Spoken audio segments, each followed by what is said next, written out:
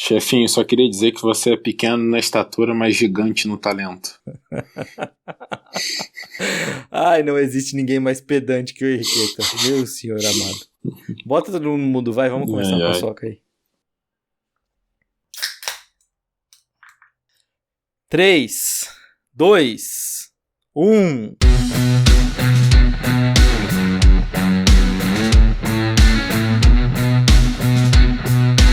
Bom dia, boa tarde, boa noite. Para você que está chegando agora, meu nome é Felipe Clemente e está começando mais um episódio do podcast de Dynasty Football do Tailgate Zone, o Dynasty Sharks. Será que foi boa essa introdução? Não sei, mas eu vou aperfeiçoando conforme o tempo vai passando. Ao meu lado, boa tarde, Rafik, tudo bem? Oba, meu povo, boa tarde. Feliz de estar mais uma vez aqui ao lado de vocês para falar de fantasy. E para não perder o hábito, né, vamos ao nosso querido Jabá. Não esqueçam de seguir a gente no Instagram, no Facebook, que é @tailgatezone, e no Twitter é um pouquinho diferente, é @tailgatezone_br. E também não esqueça de nos seguir no canal no YouTube, Tailgate Zone, onde toda semana tem uma live diferente sobre algum esporte americano que esteja com temporada em andamento. Foi um jabá bom, mas foi um jabá um pouco triste. Então eu vou chamar uma pessoa agora que nunca tá triste e que sempre é pedante. Boa noite, estrelinha. Boa noite, não. Boa tarde, estrelinha de Toronto. Tudo bem com você? Tudo ótimo, chefinho querido. Quando o mundo tá uma merda, a gente tem que continuar rindo, né? Senão a gente vai pra merda junto. Tudo ótimo, tudo bem. E eu queria dizer que a abertura a gente vai aprimorando ela, assim como o time de fantasy que vai sempre se aprimorando. Nossa, mas o rapaz veio pronto hoje, hein? Gostei. Por último, mas não menos importante, e sim o nosso convidado que agora virá meio que permanente. Boa tarde, João, tudo bem? Boa tarde, Felipe. Boa tarde, companheiros de oceano. Tô aqui empolgado para falar dessa classe que é talvez a classe mais cheia de incertezas que eu me lembro num draft da NFL. Mas incertezas são legais também. Apostar é legal. Eu gosto disso. Mas enfim. Nossa, eu tô sentindo que tá tudo meio cabisbaixo hoje. Que coisa. Vamos levantar o astral disso aqui, vai. Toca a vinheta aí, Paulinha. Vamos começar essa bagaça. Tem vinheta? Eu não lembro se tem vinheta pra gente começar o nosso papo. Nossa, tô perdido. Mas beleza. É o terceiro episódio, gente. A gente vai se acertando com o tempo. Rafik, qual a sua percepção com relação à qualidade dessa classe aí de 2021? Dos rookies, né? Eu acho que o João resumiu muito bem na abertura dele. É a classe cheia de... Ao mesmo tempo que é cheia de incerteza, eu digo que ela é bem ruim. Não chega a ser igual a de 2019, que foi a pior que eu já vi, mas é uma classe ruim. Eu vejo 5 ou 6 jogadores assim num bom nível alto, que vale a pena, inclusive, gastar umas piques, né, altas, né? Primeira, segunda, terceira, quarta, quinta, sexta pique. Mas depois disso, a queda entre, sei lá, o sexto ou sétimo pro resto é muito grande mesmo. A ponto de eu achar que a pique de final de primeira rodada tem um valor menor do que nos outros anos, inclusive, porque no final da primeira rodada você vai ter que fazer umas apostas muito altas que não é normal de se fazer no final de uma primeira rodada de rookie no Fantasy. Tá com ele, Henriqueta? Você acha que é isso mesmo? Ou você tá mais com o João, que são incertezas e vale apostar? Antes disso, só especificar que o Rafik tá falando sempre aí de fantasy, né? Então a gente foca em quarterback, running back, wide receiver e tight end, e um primeiro round seria aí 12 picks. Não quer dizer que a 30ª escolha do draft real da NFL não tenha talento, né? São duas coisas diferentes. Só pra não tirar, né, não confundir ninguém aí. Não, é exatamente isso. A gente deu esse alerta no primeiro episódio, mas a gente dá esse alerta de novo. Aqui a gente tá focando em fantasy. A gente não quer saber, teoricamente, a gente não quer saber o que vai acontecer na NFL real. Defesa e linha ofensiva pra gente não importa. Eu até acho que vai ser um bom draft de defesa. Isso. E, bom, voltando então ao draft, eu tô com o João. Eu acho que é uma baita incerteza. Com certeza o draft mais incerto da história, até porque foi uma temporada atípica que a gente teve. O Pro Day ele foi totalmente diferente, não teve combine. Enfim, né? É um draft muito mais imprevisível do que a gente já teve, porque a análise dos jogadores foi muito difícil. Você tem jogadores que até não jogaram ano passado, ou decidiram não jogar por causa do risco de Covid, ou a universidade que não jogou mesmo. Você tem jogadores que não puderam se apresentar direito por diversos motivos, seja lesão, seja Covid, seja qualquer coisa. Então, é impossível saber. Eu não vou ficar surpreso se for uma classe excelente, e eu não vou ficar surpreso se for uma classe péssima. Interessante. E João, e falando já de...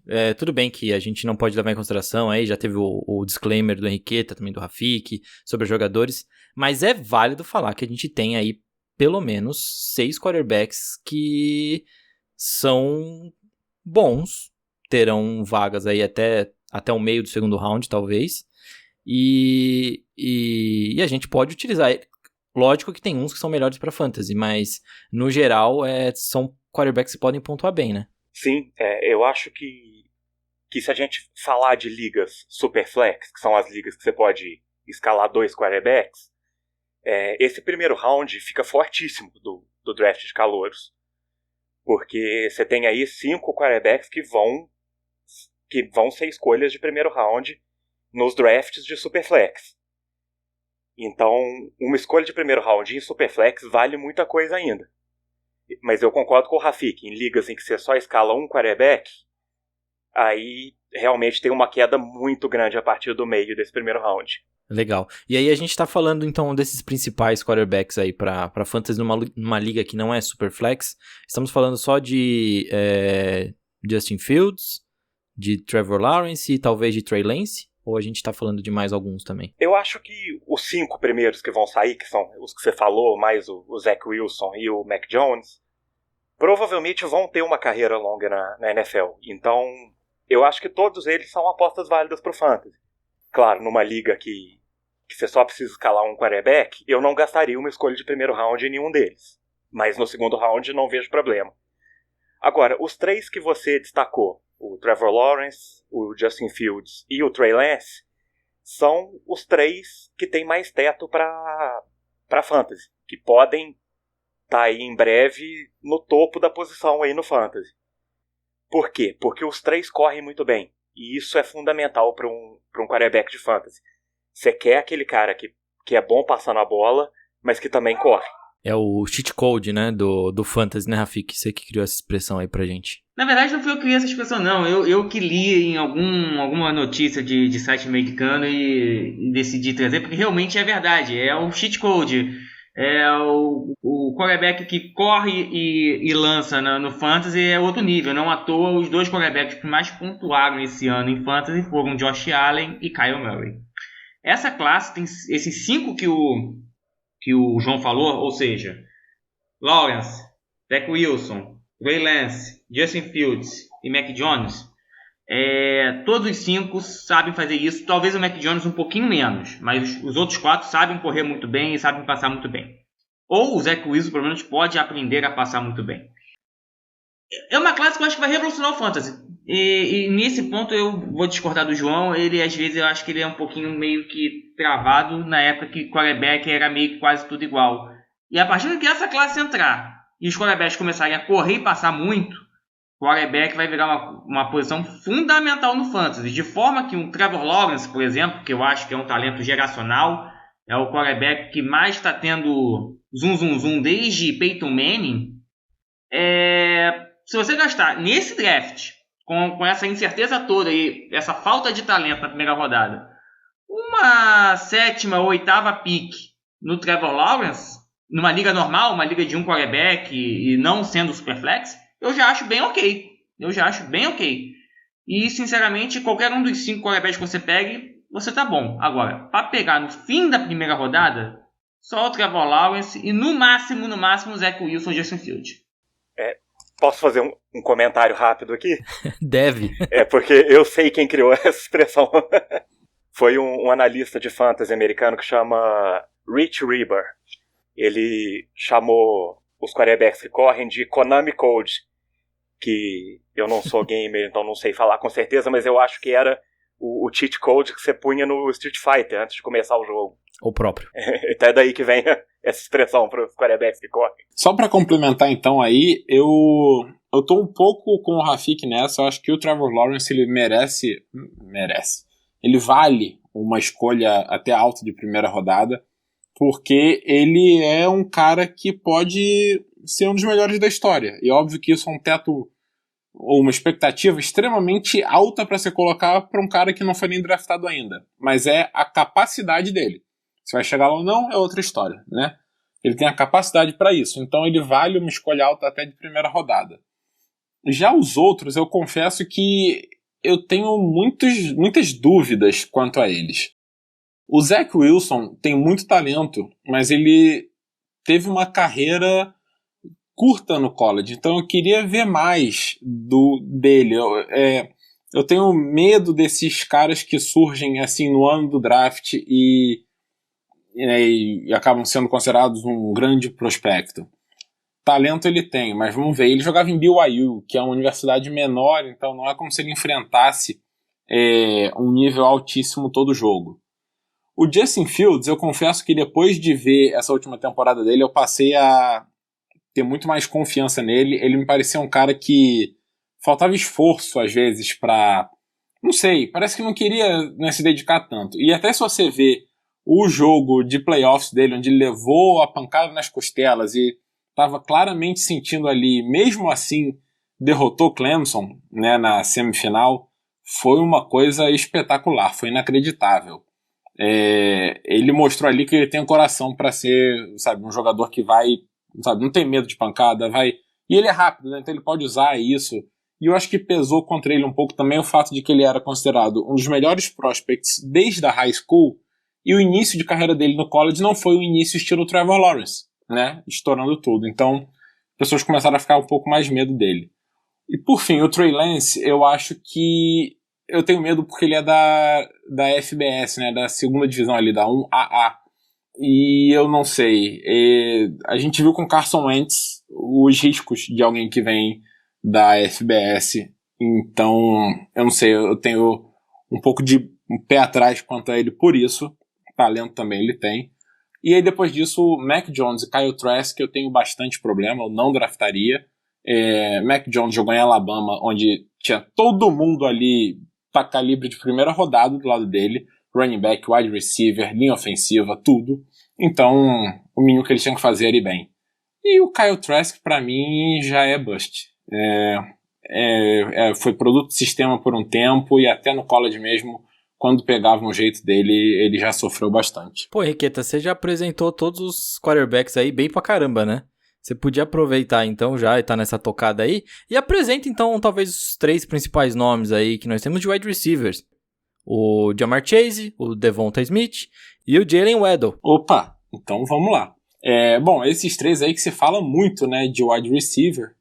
E é meio que um consenso que eles vão ser escolhas aí, talvez os 3 no top 10. Ou pelo menos qualquer um dos 3 pode ser escolhido no top 10. Né, esse é o consenso. Acaba que 3 de 10 é muito. Eu acho que os 3 podem ir bem. Os 3 podem ser excelentes wide receivers na NFL. Mas eu acho que os 3 têm problemas. O Ja'Marr Chase é o meu preferido. Só que ele não jogou em 2020. Ele foi um dos que decidiu não participar da temporada por causa do Covid. Ele teve uma temporada em 2019 que foi espetacular. Se ele tivesse ido para o draft, ele talvez tivesse sido draftado alto já. Só que ele ainda era sophomore, né, o segundo ano na universidade. E ele teve 1.780 jardas, 20 touchdowns. Então, assim, eu acho que ele pode ser uma máquina na NFL. O meu principal medo dele, na verdade, é realmente o fato de que ele não jogou em 2020. Então, eu queria ver um pouco mais de consistência do que um ano só. O Jalen Waddle é o jogador de Alabama que era considerado o principal aí e sofreu com bastante lesão nesse último ano. Tanto que ele não jogou nos playoffs.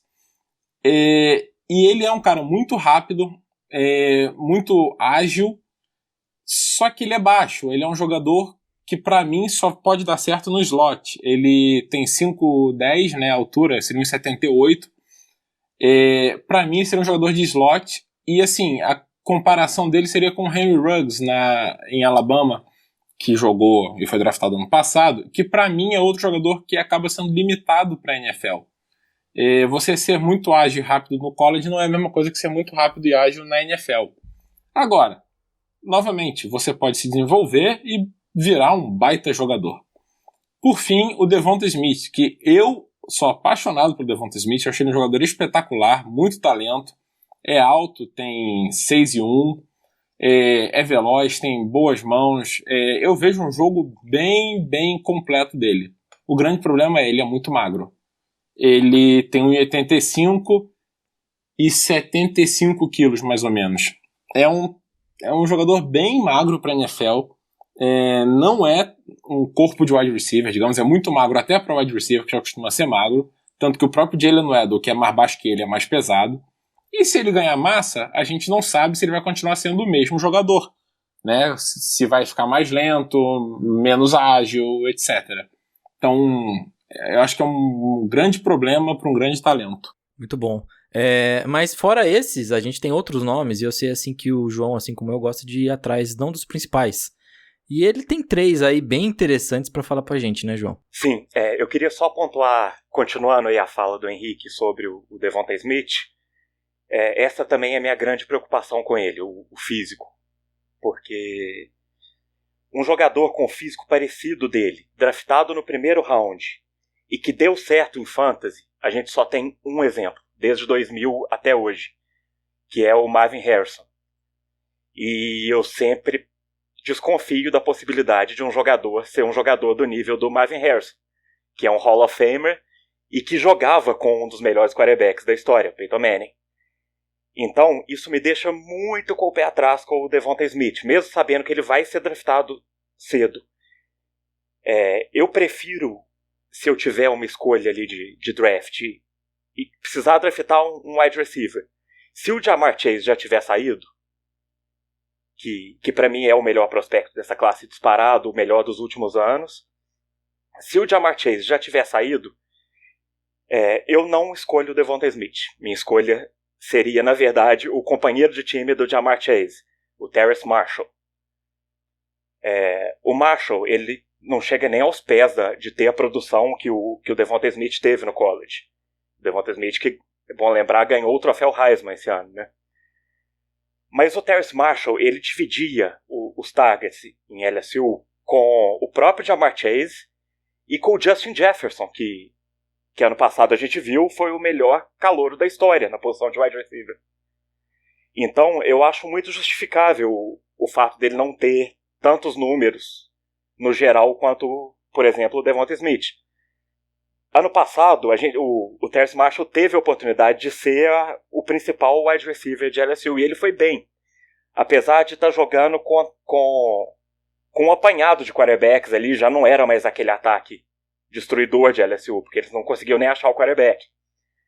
E o Terrace Marshall jogou só 7 partidas e decidiu se retirar da temporada para se preparar para o draft.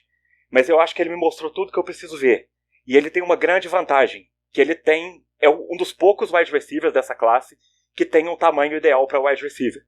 Ele tem 1,87 m, 93 kg, ele correu bem no 40-yard dash no Pro Day, ele correu um 4.4, mas que eu corrijo para 4.45, porque todo o tempo de Pro Day eu gosto de corrigir para 5 décimos de segundo a mais, porque é a média. Eles tendem a ser mais rápidos no Pro Day que no Combine, porque a marcação de tempo no Pro Day não é tão eficaz quanto a do Combine, que marca exatamente. Mas ele é um cara que testou muito bem atleticamente, produziu bem com essas limitações e tem o tamanho ideal. Então ele é o meu segundo wide receiver nessa classe. O terceiro wide receiver para mim seria o Devonta Smith, mas eu também prefiro não selecionar ele, se chegar na situação ali dele ser o melhor wide receiver disponível para mim. O que eu pretendo fazer é tentar dar um trade down, trocar essa minha escolha com outra pessoa e pegar uma escolha um pouco mais para trás e uma outra um pouquinho mais para trás. Porque eu acho que a gente tem uma profundidade de talento aí depois em wide receiver nessa classe que é muito similar. Inclusive similar ao próprio Devonta Smith. Eu acho que ele e o Waddle não estão muito longe, por exemplo, do Rondale Moore e do Elijah Moore, que são 2 caras que eu quero trazer aqui. E que você vai conseguir no final do primeiro round e começo do segundo. O Rondale Moore eu acho um caso assim, interessantíssimo, porque ele é uma máquina atleticamente. Teve uma temporada de sophomore no primeiro ano dele fora do normal. Ele teve... de sophomore não, desculpa, de freshman. Ele teve 114 recepções para 1.258 jardas e 12 TDs. E tirando mais 2 TDs correndo e 203 jardas correndo. Ele era o ataque de Purdue. Basicamente era ele sozinho. E ele carregou bem. O problema é que ele sofreu muito com a lesão depois também. Então a gente não viu muita consistência dele depois dessa temporada de freshman. A minha comparação para ele não é nem um wide receiver. Ele, para mim, é um Darren Sproles um pouco mais atlético. E para quem lembra do Darren Sproles em fantasy, ele estava ali sempre como um running back 1, running back 2. E acho que o Rondale Moore, se cair no time certo, pode ter uma produção parecida. O Elijah Moore, ele para mim é outro caso. Ele para mim é um dos melhores prospectos de wide receiver para slot receiver que eu já vi. Eu acho que ele não vai dar conta de jogar como wide receiver mais aberto. Ele vai ser puramente um slot. E isso limita um pouco a produção dele em fantasy. Mas acho que um pouco, porque eu acho que o time que ele for vai usar ele muito. Ele foi muito produtivo no college. Tem um perfil atlético também excelente. Ele é muito ágil, muito rápido. O único problema também, que é o problema que a maioria dos jogadores dessa classe tem, é o tamanho. Ele tem 1,75 e 80 quilos. Dá pra jogar na NFL? Dá, mas não sei se ele vai conseguir se livrar de marcação em press com facilidade. Então eu acho que ele vai ficar exclusivamente no slot. Mas esses são os jogadores que me interessam mais nessa classe. Muito bom também. E você tem mais um nome ainda, né, Rafik? Você que tá quietinho aí, você tem mais um nome, né?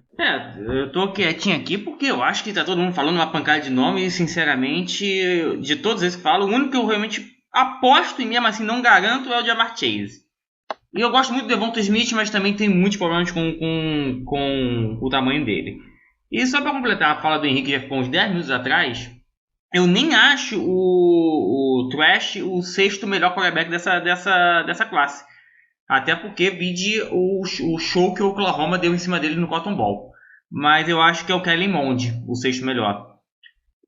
Mas ainda assim, a distância entre o quinto melhor, que é o Mac Jones, pro sexto é muito grande. Eu acho que para fantasy mesmo, só os 5 e o Mac Jones já atrás dos outros 4. Em relação a wide receiver, o meu nome é Dwayne Eskridge, que é o wide receiver de West Michigan. Ele não está sendo muito falado, as opiniões dele variam muito. Ele talvez seja o cara que melhor exemplifica essa classe cheia de incertezas.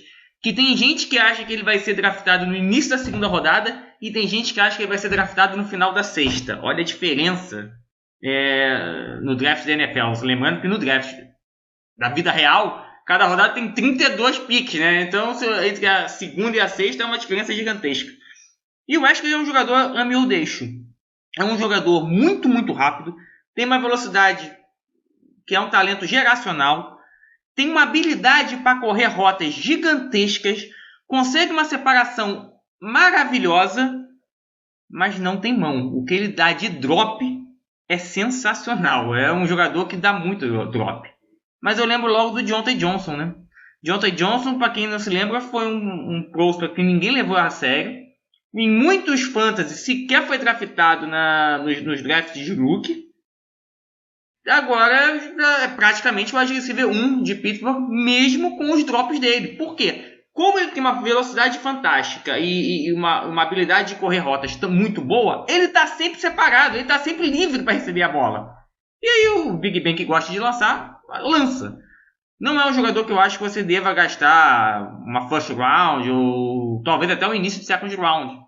Mas se ele cair no time certo, alô Bengals, é um jogador que eu pegaria tranquilamente no meio da segunda rodada. Porque não é um cara que vai ganhar um fantasy pra você, mas é um cara que vai completar o seu time ali como flex maravilhosamente bem. A Fick já tá tentando até uma vaguinha lá de General Manager nos Bengals, né? Vocês estão vendo, né, gente? Bom, saindo de... Já vou continuar com você então, Rafik, porque saindo de wide receiver a gente tem que entrar em running backs. E se a gente achou que ano passado tava difícil escolher um running back, esse ano parece que tá cheio de gente, mas ao mesmo tempo parece que não tem ninguém. Tá confuso também esse ano. Na verdade é o seguinte, ano passado eu acho que tinha uma classe boa de running backs. É que ela ficou eclipsada talvez não seja a melhor classe da história de wide receivers, né? E o ano de rookies desses wide receivers meio que mostraram que tava todo mundo certo, que essa classe de wide receivers de 2020 era um negócio de louco. Eu acho que a classe de running backs é muito ruim, tá? Você tem, na minha opinião, 2 running backs que realmente são bons, que provavelmente vão ser running backs que vão sair aí nas 5 primeiras rodadas do seu draft de fantasy. Rookie, né? Sempre lembrando, a gente está aqui falando da classe de college e Dynasty, então o draft é de rookies, né? Se for para uma liga de redraft, a história é completamente diferente. Mas voltando aqui para o nosso draft de rookies, tanto o Travis Etienne como o Najee Harris são os 2 melhores running backs dessa liga, dessa classe. Na minha opinião, até com muita vantagem em relação aos outros. Mas eu também tenho muito pé atrás com os 2. O Travis Etienne jogou o tempo inteiro do lado do Trevor Lawrence, e isso facilita muito a vida de qualquer running back. Até que ponto o Travis Etienne é tão bom assim, e até que ponto o Trevor Lawrence ajudou ele a ser tão bom. E ele é apenas um bom running back, não um running back espetacular como alguns falam. Inclusive é um running back que voltou para o 4º ano de universidade, ao invés de aproveitar a brecha que permite que você vá do 3º ano direto para a NFL. E eu sempre fico com o pé atrás em relação a esses jogadores que ficam 4 anos na universidade, principalmente running back. Por quê? Você tomou mais pancada, já tem mais gasto da perna e vai ter uma vida útil menor na NFL. E o Najee Harris foi muito bem em Alabama, mas como o próprio Henrique falou, o time inteiro de Alabama é bom, né? Então aquele negócio, o adversário não sabe se marca o Najee Harris, se marca o Devonta Smith, se marca o Mac Jones. É muito talento para pouca defesa, ainda mais no college, que está longe de ter grandes defesas. Até que ponto ele é bom pra cacete mesmo, ou até que ponto o talento geral do ataque de Alabama ajudou a projetar ele? Mas com certeza são os 2 melhores nomes, e não chega perto, na minha opinião, sequer do 3º, que ainda é um nome muito melhor que o resto, que é o Javonte Williams. O Javonte Williams provavelmente vai ser ali o 6º ou 7º pick, aquele último pick que eu digo que ainda vale a pena tentar. É um running back de North Carolina, bom, mostrou muito talento, tem um potencial grande, mas também tem muitas interrogações. Tem gente que diz que ele não tem uma força tão grande, não tem a qualidade de sair para o running back na NFL. Particularmente eu acho ele bem inferior a Najee Harris e ao Travis Etienne, e como eu já disse, eu em condições normais não escolheria nenhum dos 2 muito alto, mas esse ano eu tenho que escolher porque todos têm uma interrogação do lado. Mas é o 3º nome, com certeza. Se você olhar todas as listas dos experts, esses 3 vão estar nas 3 primeiras posições em ordens separadas, em ordens diferentes, mas são os 3 nomes que dominam. E na minha humilde opinião, depois desses 3, não precisa mais draftar nenhum running back. É tudo um lixo. Henriqueta, sobrou até pro Trey Sermon, que a gente até falou assim, tem o Trey Sermon. E aí até o João falou assim, eu não acredito muito nisso aí não, hein? Não seria o Rafik se não tivesse a opinião contundente, né? Pelo amor de Deus, gente, tem que ter. Mas assim, eu concordo com a desconfiança dele. Tem mais um running back que eu gosto bastante, que é o Michael Carter, também de North Carolina, assim como o Javonte Williams. E eu acho que o Michael Carter pode ser bem produtivo na NFL. Ele é um daqueles running backs compactos. Ele tem 5.8, né, 5 pés e 8 e 202 libras. Isso dá 1,73 e 91, 92 quilos. Ou seja, era mais comum antigamente, eu acho, né? Assim, se pensar anos 2000, né? Você tinha mais dessas bolinhas aí que o cara ia batendo e seguindo e passando, porque ele é baixinho, compacto e difícil de derrubar. Mas, além disso, ele também é bem rápido, bem ágil e explosivo. Ou seja, ele pode ser um bom jogador de NFL hoje também. Inclusive, eu cheguei a ler análises, e aí não sou eu que estou dizendo porque eu não tenho essa capacidade de avaliar, mas que ele seria um quarterback mais explosivo que o Clyde Edwards-Helaire, que foi para o Kansas City Chiefs ano passado. Só que o Clyde Edwards-Helaire foi para um ótimo time e situação ainda, pelo menos até o Le'Veon Bell chegar. Então vai depender muito de quem vai, ou para onde vai o Michael Carter. Mas eu acho que ele pode ser bem produtivo. Ele recebeu poucos passes, mas os que ele recebeu ele foi bem também. Então acho que dá para apostar nele. Depois disso começa a ficar difícil. E aí só tem mais um que eu gosto bastante, que é o Kenneth Gainwell, de Memphis. E ele é outro cara que é bem pequeno também. E pra mim, eu acho que ele pode ser bem útil como o running back recebedor. Como, digamos, um Darren Sproles seria aí o mais famoso, né, desses running backs pequenos e recebedores com sucesso. Ele teve muitas recepções no college. Em 2019 foram 51 de 59 recepções, 610 jardas, então assim, números excelentes. Mas, mais uma vez, depende muito de onde ele vai, né? Tem que ser um time que saiba usar bem o seu running back como um recebedor. Então fica a dúvida aí, né? Tem que ficar de olho. Depois disso aí eu realmente tenho muita dificuldade em achar um running back. Bom, mas se tá nessa pindaíba pra achar um running back, pelo menos tem um cara que independente de onde ele for, é uma escolha muito da boa, né, João? Que é o Kyle Pitts, o tight end de Flórida. Sim, o Kyle Pitts, pra mim, é o melhor prospecto de tight end da história. Eu acho que a gente nunca teve um cara que fosse tão atlético quanto ele e com números tão bons como recebedor. O que chega mais perto, assim, que me vem à mente é o Vernon Davis.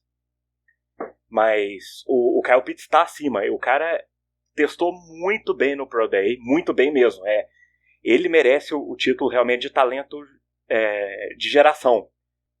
O cara, ele não tem nenhum ponto fraco no perfil dele como prospecto.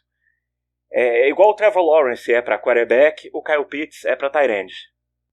Mas também, eu acho que uma coisa que fica esquecida é que essa classe de tight end não se resume exclusivamente a ele. É claro, ele é a joia da coroa ali, ele é quem você quer de qualquer jeito.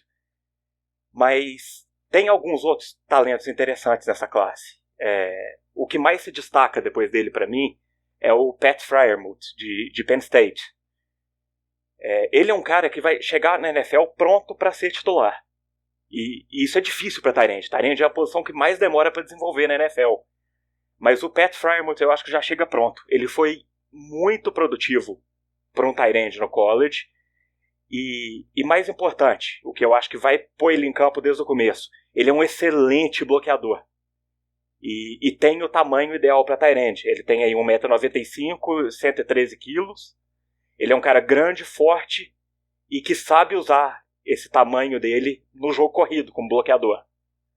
Então, ele é um cara que eu estou muito de olho também nos drafts de calouro, principalmente nas ligas tight end premium, em que ou você tem que escalar 2 tight ends, ou a recepção de tight end vale mais ponto. Nessas ligas, eu estou de olho ali no Pat Freiermuth, talvez no comecinho do segundo round.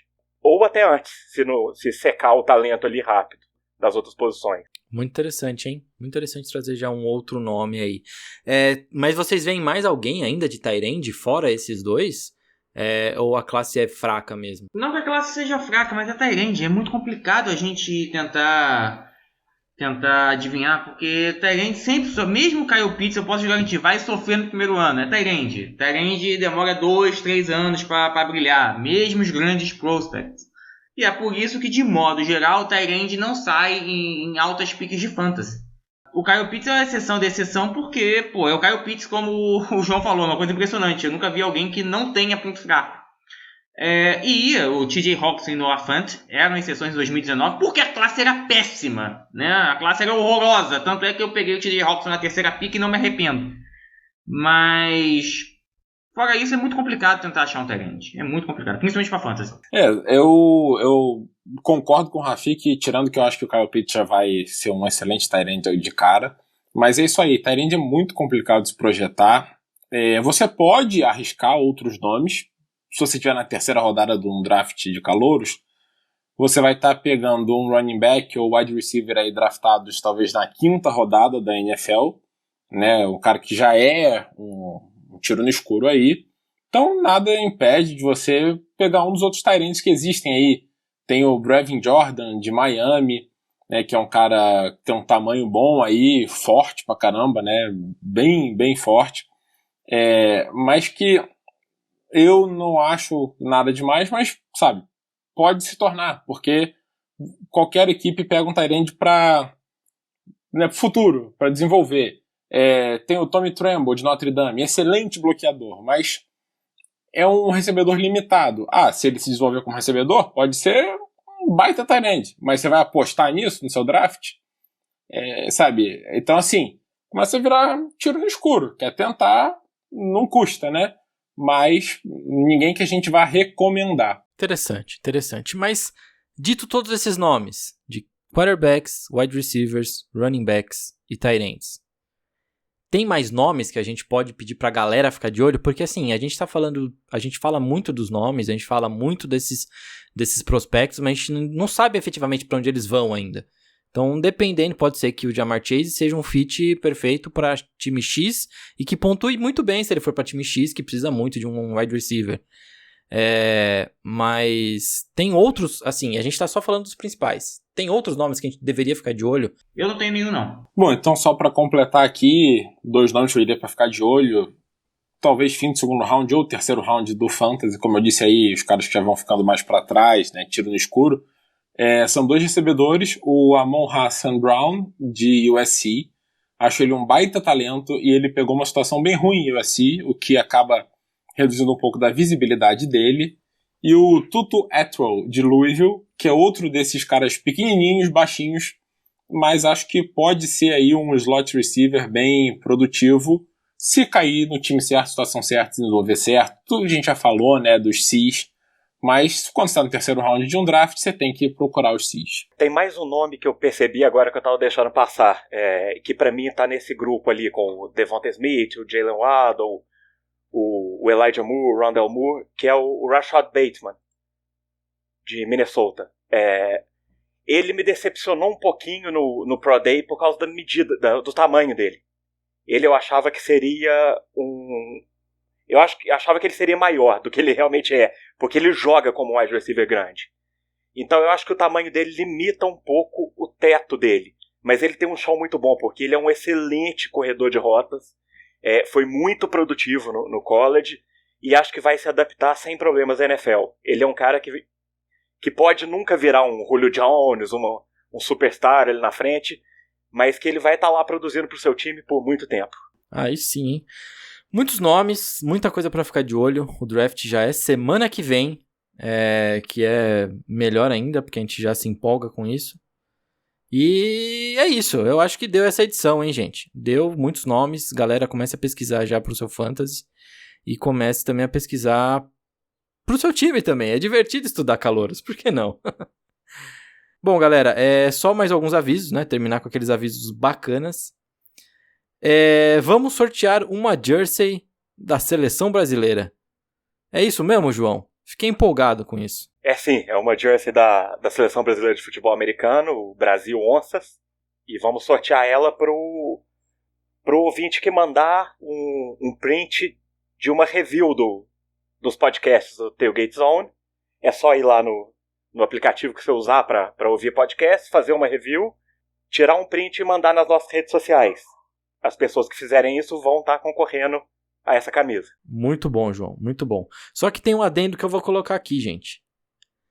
Só vamos sortear esta camisa depois que o Dynasty Sharks chegar a pelo menos 200 plays. Então, fica aí a dica. E continuando também, tem mais notícia aí, vai ser o João de novo. A gente vai criar uma liga só para os nossos ouvintes, é isso mesmo? É isso. Se você tem vontade de começar a jogar Dynasty ou Fantasy Football em geral e não tem ainda com quem jogar, porque é difícil mesmo achar gente para jogar Dynasty, porque exige um grau de comprometimento maior. Ou mesmo se você já joga e quer entrar numa liga nova, nós vamos começar uma liga para quem acompanha o podcast. É só também entrar em contato com a gente nas redes sociais, falar que você tem interesse em participar, que a gente vai ter contato com vocês. Exatamente. E é bom saber também que se você é da Sharkfish e está ouvindo, você não pode participar. Já tem 4 da Sharkfish aqui. Senão vai virar a Sharkfish versão 2. Então isso não vale, gente. Que seria que seria uma Sharkfish versão 2, né? Não tenho o que falar. É isso, meus queridos. Foi muito bom estar com vocês. Foi muito bom conversar com vocês. E aquele efusivo abraço. Um abraço a todos, mais um podcast muito bom, com muita informação. E daqui a 15 dias a gente vai voltar, logo depois do draft da NFL, já sabendo para onde cada um desses jogadores que nós falamos hoje caíram, em que time da NFL, e aí a gente vai fazer um mock draft justamente para vocês, com o resultado do draft da NFL, saber como é que vocês vão ter que se comportar no draft do fantasy de vocês. É isso aí, galera. Até daqui a 2 semanas, então. Obrigado aí, todo mundo que está nos assistindo, mandando feedback, dando opinião. E vamos lá, vamos pro draft. Eu já tô animado, tô empolgado, tô ansioso. Tanto pelo fantasy, porque eu quero draftar alguém, como pelo NFL mesmo, né? Porque eu quero que o Giants finalmente saia do buraco. Tá difícil. Um abraço para todo mundo e acompanhe aí a preparação pro draft aqui no Tailgate Zone. Ah, tá vendo? Ó, o João tá melhor que vocês, rapaziada. É isso aí. Antes de encerrar, eu vou dizer que a mandinga do chefinho é boa, né? Porque eu falei pro chefinho que eu não ia, que eu só fiz a live do draft da NFL aqui no Tailgate porque não tinha beisebol rolando. Mas o Yankees tá tão ruim que eu tô até pensando em fazer a live esse ano de novo pra não ver o Yankees. Ai, caramba, vai ter live do Tailgate também ao vivo do draft, é bom a gente ressaltar isso. Mas depois a gente vem com mais informações sobre ela. Agora é só isso mesmo, aquele abraço.